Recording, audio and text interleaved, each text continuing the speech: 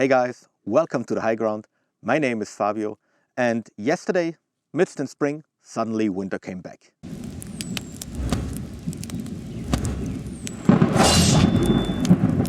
Hey guys, I thought this sudden return of snow and ice would be a good opportunity to talk about hiking in winter and being in the outdoors in snowy conditions.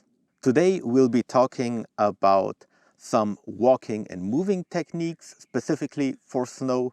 We will talk about risks that are really specific to winter conditions, and we will also talk about gear that will help us to mitigate those risks to a certain amount. As said, this is a video about hiking in winter, being in the outdoors in winter.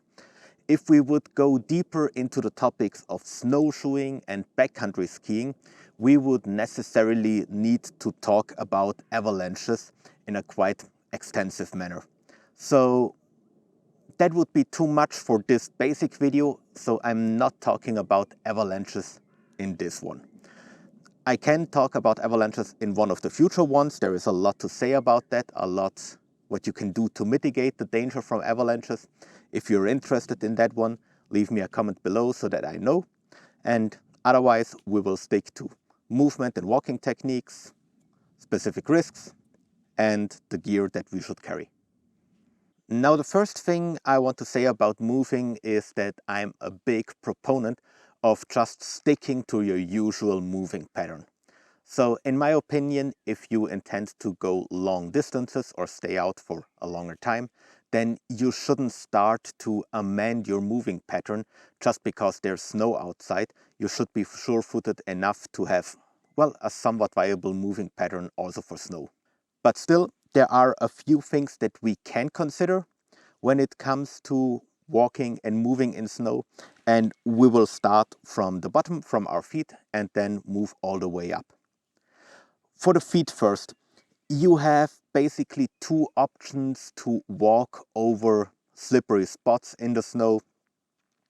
The first one is to try to get as much a surface between your boot sole and the snow or the ground you're currently on.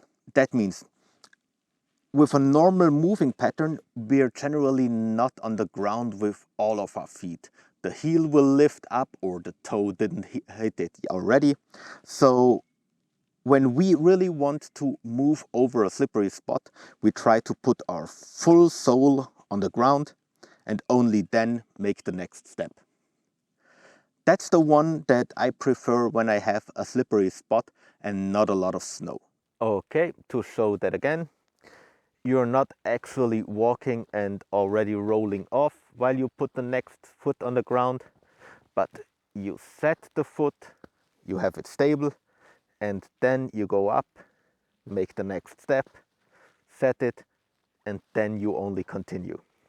The second moving technique that I use, especially when I have more snow and steeper terrain, is that I start to kick steps with my boots. Then I will just start kicking steps into the snow, and then I will kick the next step, and so on. That's a moving pattern that can work very effectively, but it can also be very tiring, so especially for your calves.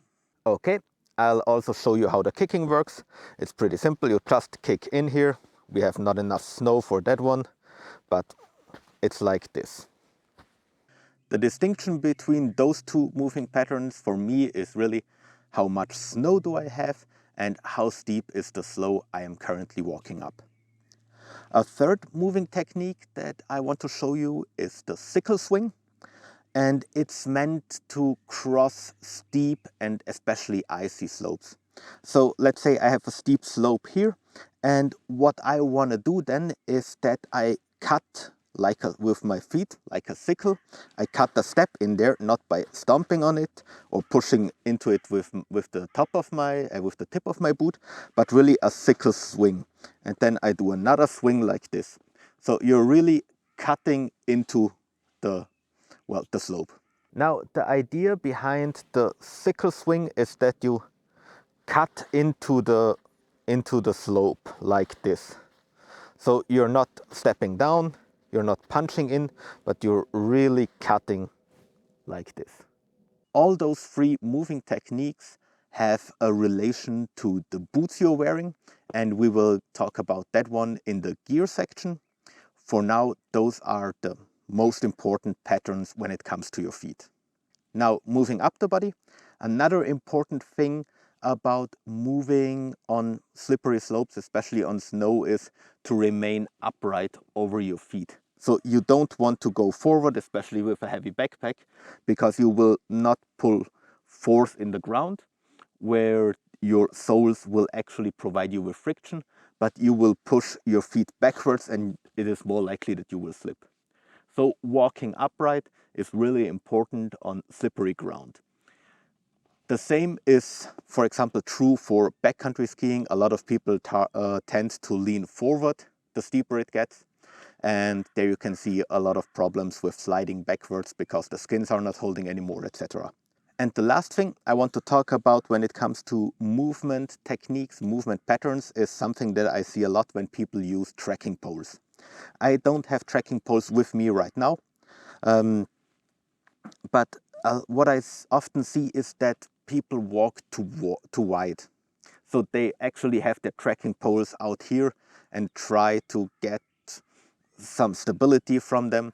I would say get your trekking poles shoulder width apart. I generally only walk with one pole if I have one at all. So that's also something very important. You often see people really having the trekking poles like this and sticking to the outside. That doesn't do any good. Have an upright movement and use your trekking poles shoulder width apart.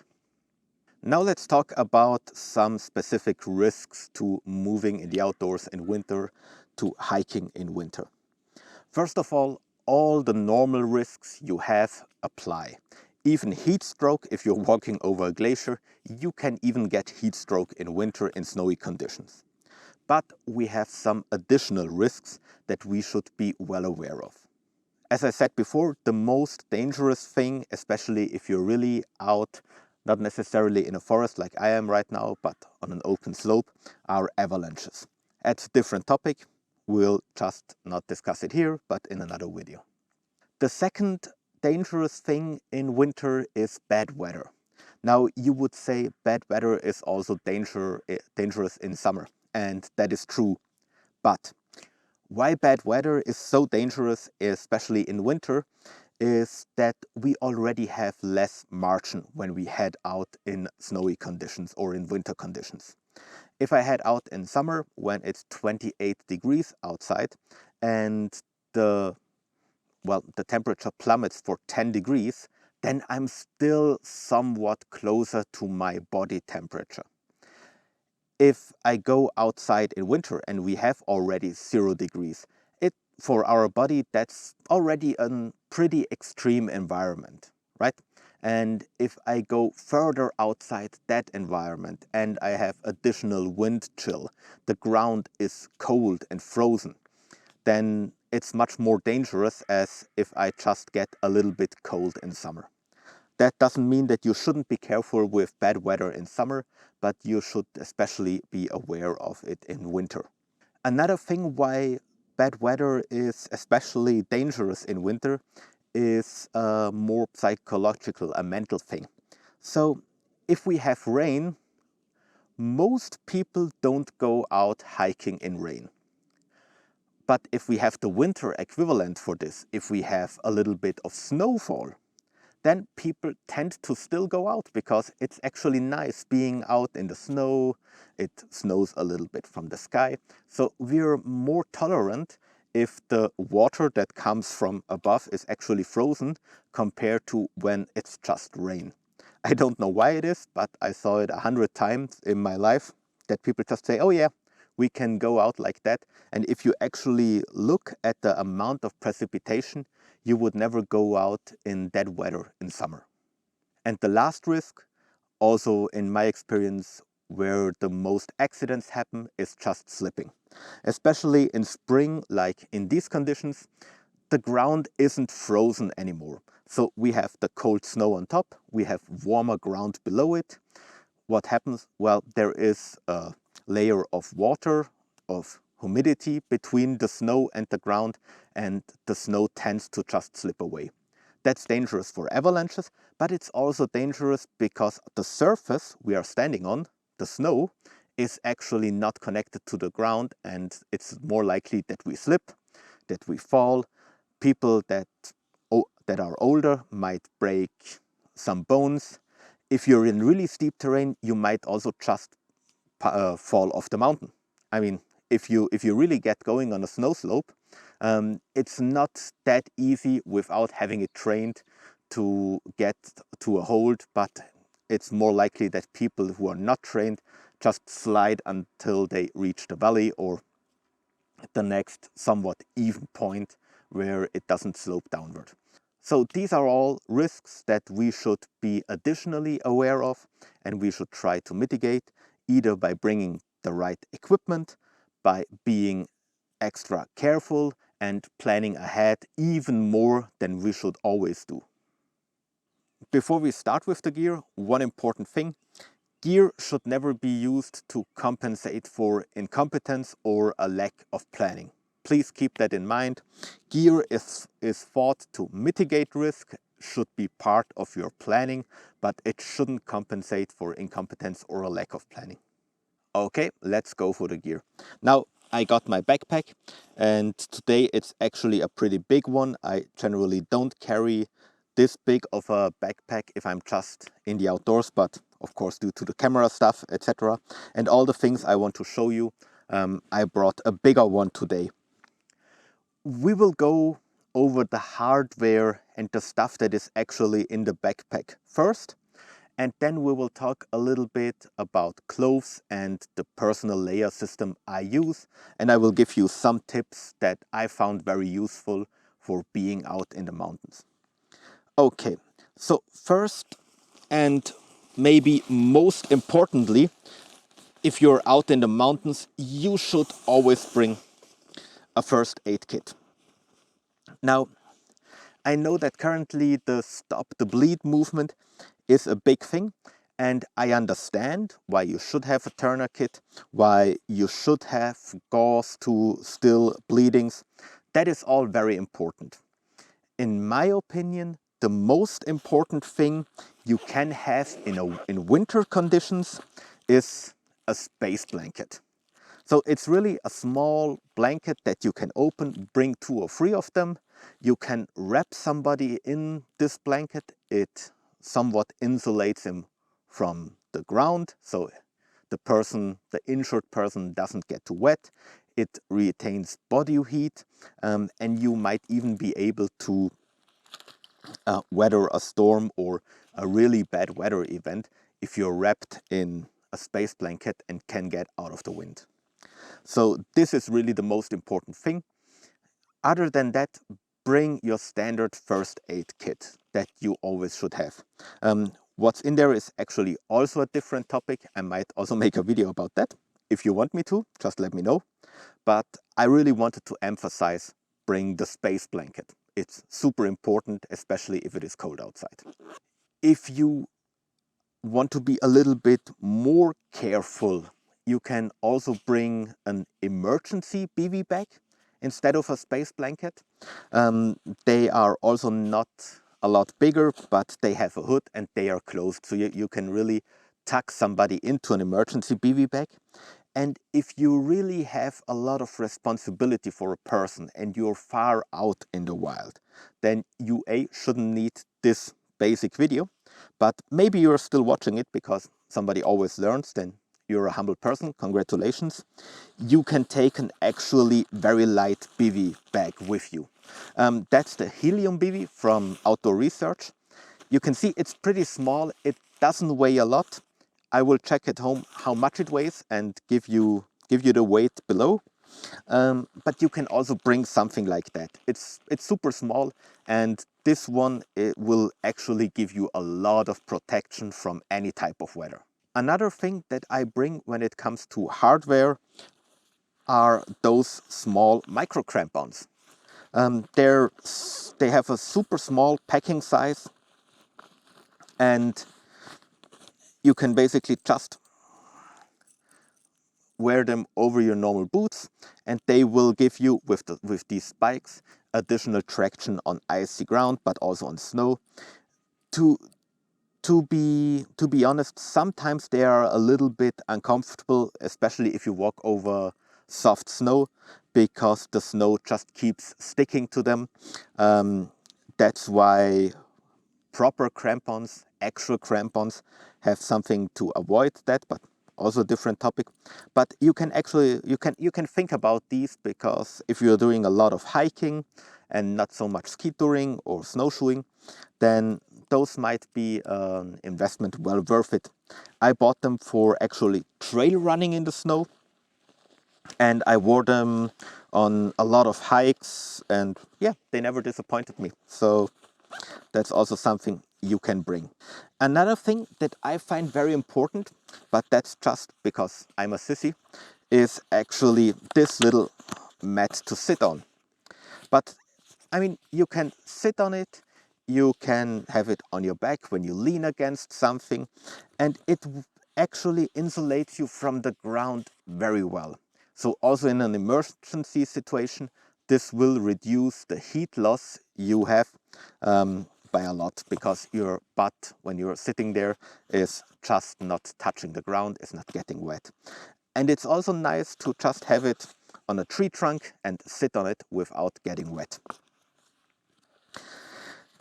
And of course, like everything that is made of this foam, it's super light. I need to get that. The last thing I always bring, but especially in winter, is a little dry bag where I store my electronics in a dry bag. But what I especially bring in winter is a power bank with charging cables, because the cold just tends to drain batteries of cell phones, of GPS devices, etc. So having a power bank that is in your backpack and somewhat insulated is a good call.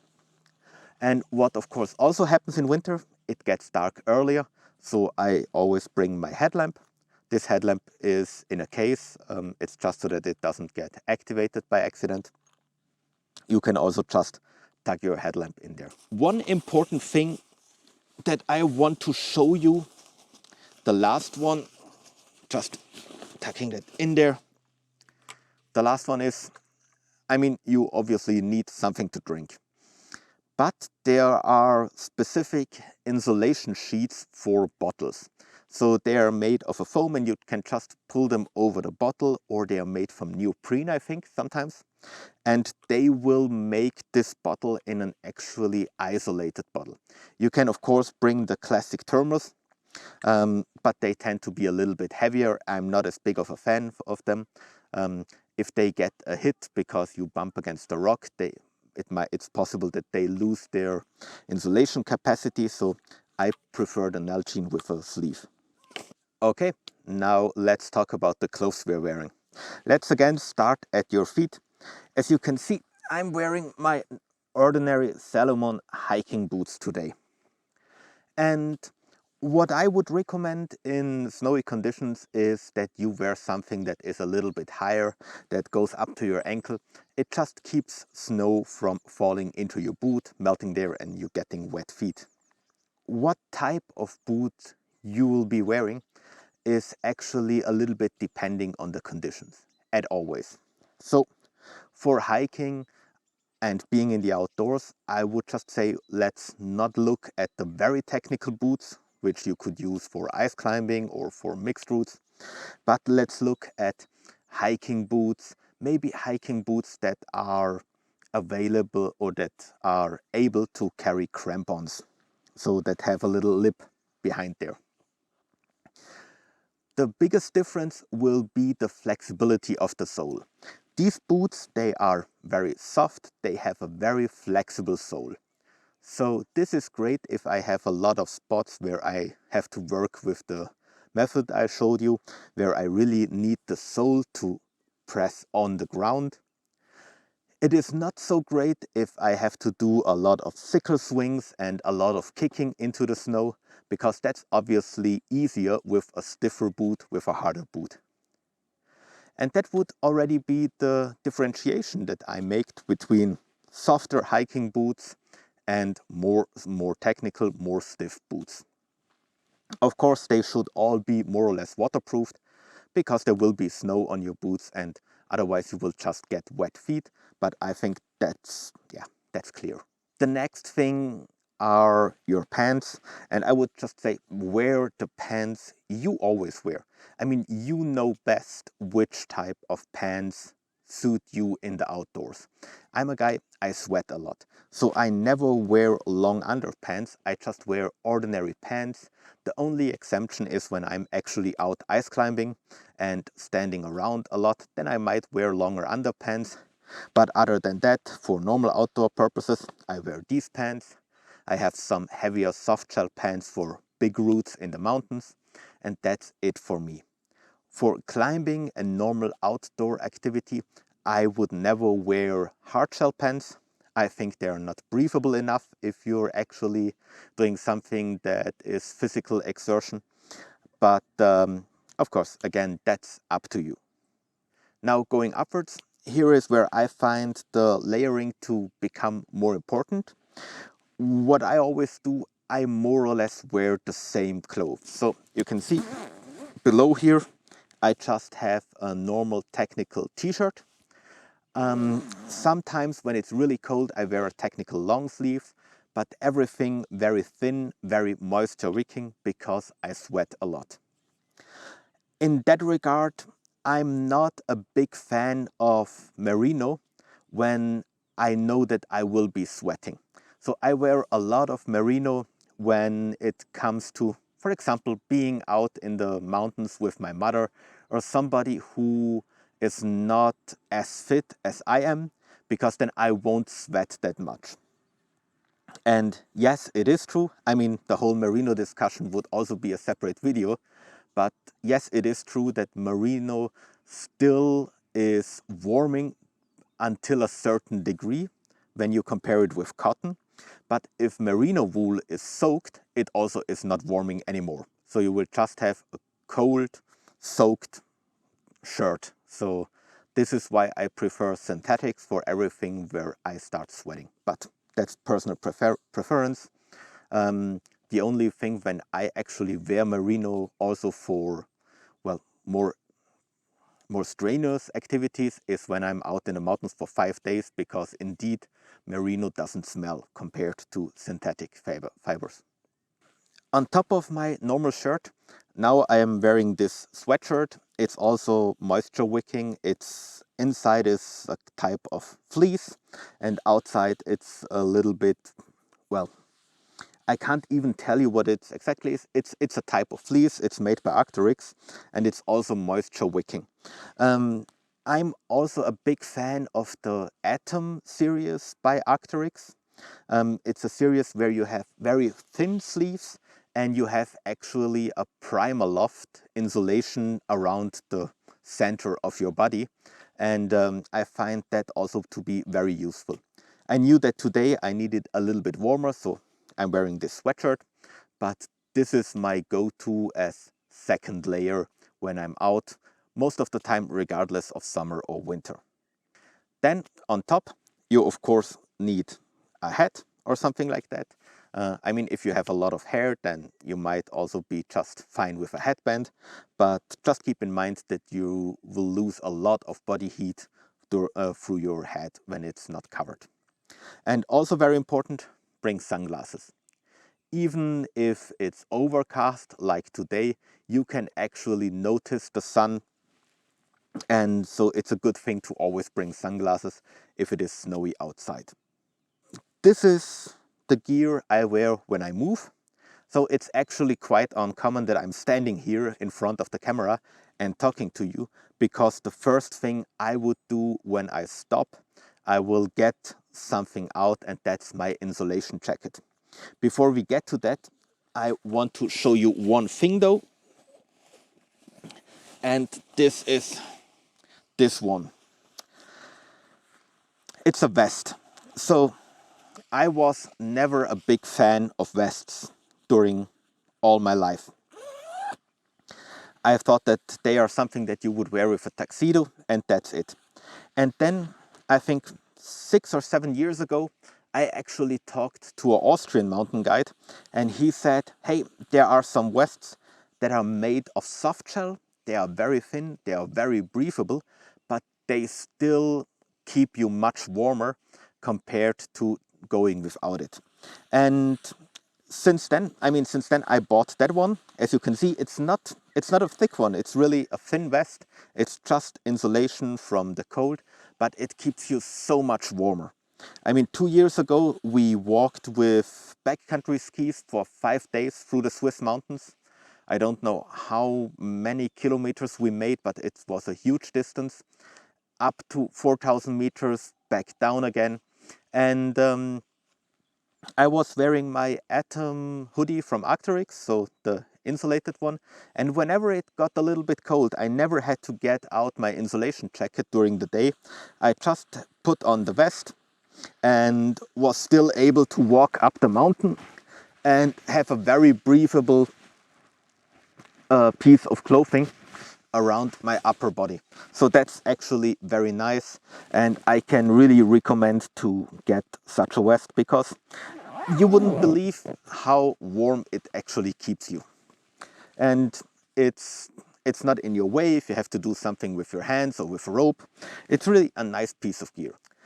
Then, as I already said, there is one thing I always bring.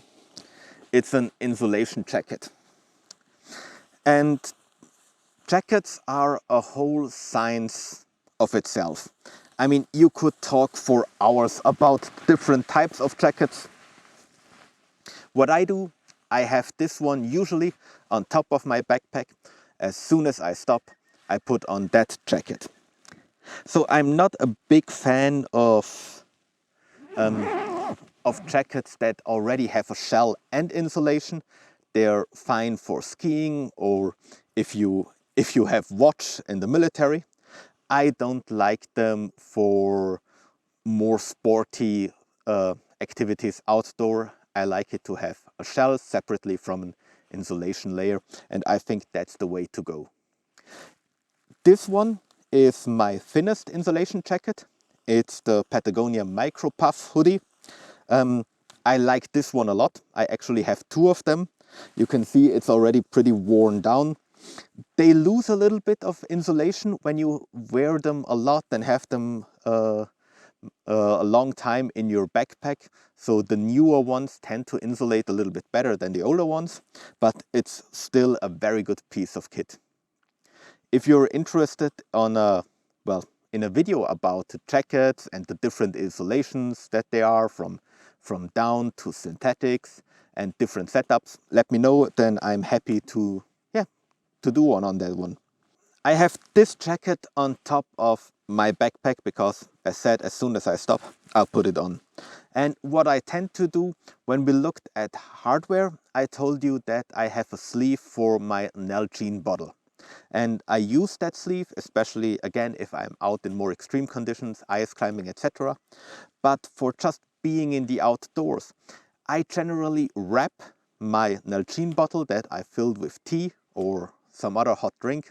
I wrap it in my insulation jacket. That will keep the drink warm. It will keep it accessible because it's on top of my backpack together with my jacket. But it will also pre-warm this jacket. And it's very nice if you're cold, if you stop, and you can put on a warm jacket. That's really a cool thing. So that's a personal tip of mine, that I just wrap my Nalgene bottle in my insulation jacket. Okay, and after we're wearing the insulation jacket, and I can already feel that it gets a little bit warmer right now. I mean, it's really nice.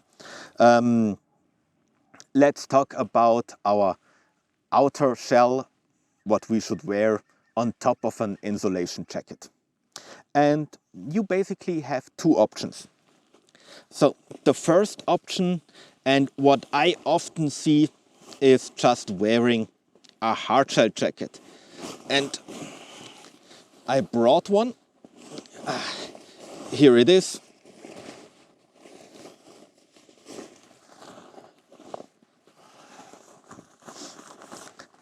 it's this one. It's also Arcteryx, because Arcteryx just fits very well for me. It's the Beta AR jacket. And it's a great all-rounder. That's the jacket I brought for the traverse to Switzerland for 5 days. I wear it for skiing, I wear it for climbing, and it's really a nice jacket.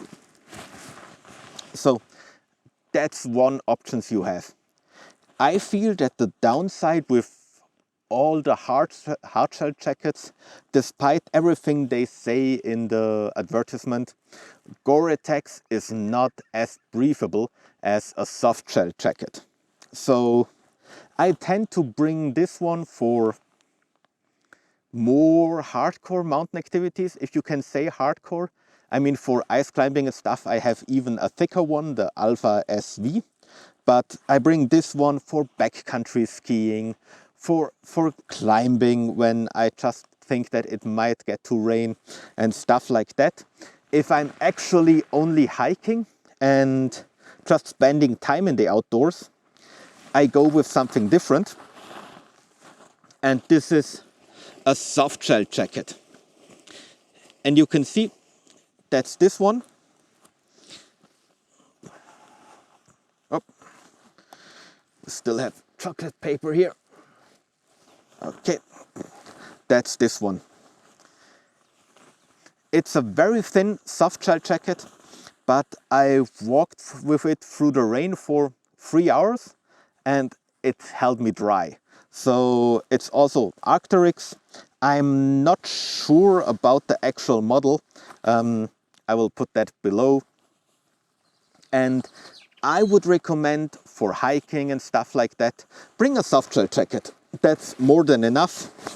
And the good thing is it's much more breathable than a hardshell jacket.